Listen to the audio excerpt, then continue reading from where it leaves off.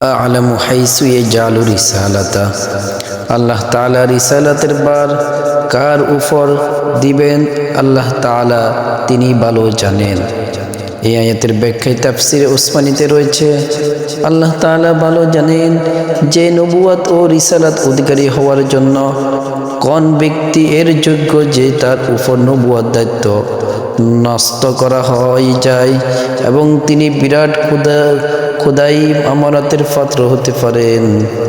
আল্লাহ সুবহানাহু ওয়া তাআলা তাকে এই নবুয়ত দিবেন এবং এই নবুয়তের দায়িত্ব পালন করার জন্য আল্লাহ সুবহানাহু ওয়া তাআলা তাকে নিযুক্ত করেছেন।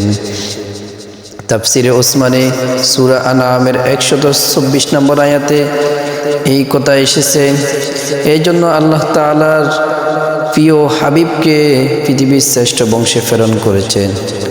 আল মুজামুল আসওয়াদ লিল তারাবাইন কিতাবের 6285 নম্বর হাদিসে বর্ণনা এসেছেন।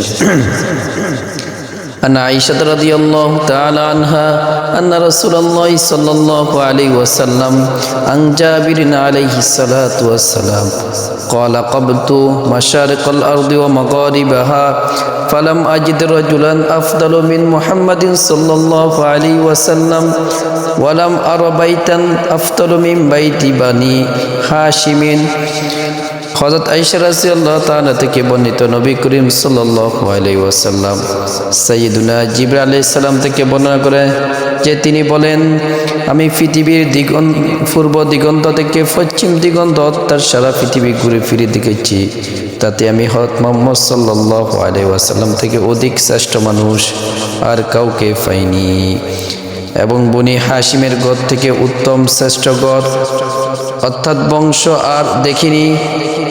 আল মুজামুল আসওয়াদ লিল তারাবাইনে 6285 নম্বর হাদিসের মধ্যে এসেছে। সহিহ বুখারীর 7 নম্বর হাদিসের মধ্যে এসেছে, রোমান সম্রাট ইয়াকিলিয়াস আবু সুফিয়ানকে রাসূল সাল্লাল্লাহু আলাইহি ওয়াসাল্লাম এর পরিচয় সম্পর্কে যে কয়টি প্রশ্ন করেছিলেন তাতে তিনি এক কথায় জিজ্ঞাসা করেছিলেন যে كيف نسبه فيكم قال هو فينا ذو نسب قال كذلك الرسل تبعث في أنساب قومها। তোমাদের মাঝে তার বংশমর্যাদা কেমন? উত্তরে আবু সুফিয়ান বলেছেন, আমাদের মধ্যে তিনি সংক্রান্ত বংশীয়। তখন হিয়াকিলিয়াস বলেছেন, এমনইভাবে সব রসুলের নিজ নিজ সমাজে সংক্রান্ত বংশে পরিচিত হয়ে থাকেন। রসুলগণ বংশীয়ভাবে সকলের চাইতে সংক্রান্ত আর তাদের বংশের জনসংখ্যা সর্বাধিক হয়ে থাকেন। সিরাতে ইবনে হিশামের এক খণ্ডের 189 নম্বর পৃষ্ঠায় একটি দুর্বল সনদে হাদিস বর্ণিত এসেছে।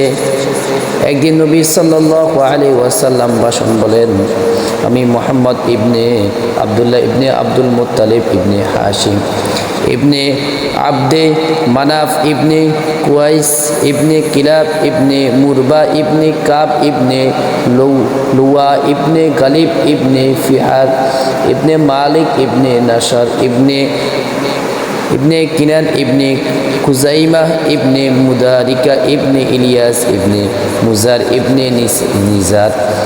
মানুষের গোত্রে যেখানে বিভক্ত হয়েছে সেখানে আল্লাহ তাআলা আমাকে উত্তম ভাগে স্থান দিয়েছেন। যেমন আমি পিতামাতা থেকে বৈধভাবে জন্ম করেছি, জাহেলিয়াতের বিবিচার আমাকে বংশে কাউকে স্পষ্ট করতে পারেনি। আমার জন্ম বৈবাহিক সম্পর্ক থেকে, অবৈধ সম্পর্ক থেকে নয়। এই পবিত্রতার ধারা আদম থেকে আমার আব্বা আম্মা পর্যন্ত অব্যাহতভাবে চলে এসেছে। অতএব ব্যক্তির দিক থেকেও আমি তোমাদের মধ্যে সেরা, বংশ দিক থেকেও সেরা। সুবহানাল্লাহ। আল্লাহ তাআলা প্রিয় হাবিবকে এমন বংশে প্রেরণ করেছেন যে বংশের লোকেরা বাবা আদম আলাইহিস সালাম থেকে নবীজির পিতা পর্যন্ত কেউ কোনোদিন বিবিচার লিপ্ত হয়নি।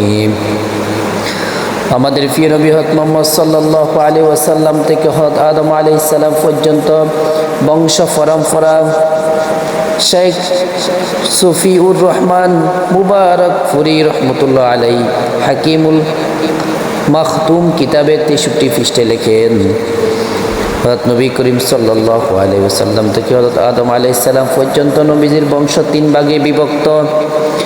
এক, মুহাম্মদ থেকে আদনান পর্যন্ত প্রথম ভাগ তথা মুহাম্মদ থেকে আদনান পর্যন্ত অধিকাংশ ঐতিহাসিক ঐক্যমত পোষণ করেছেন। স্বাভাবিকভাবে এই ভাগ নিয়ে তেমন কোনো দ্বিমত নেই।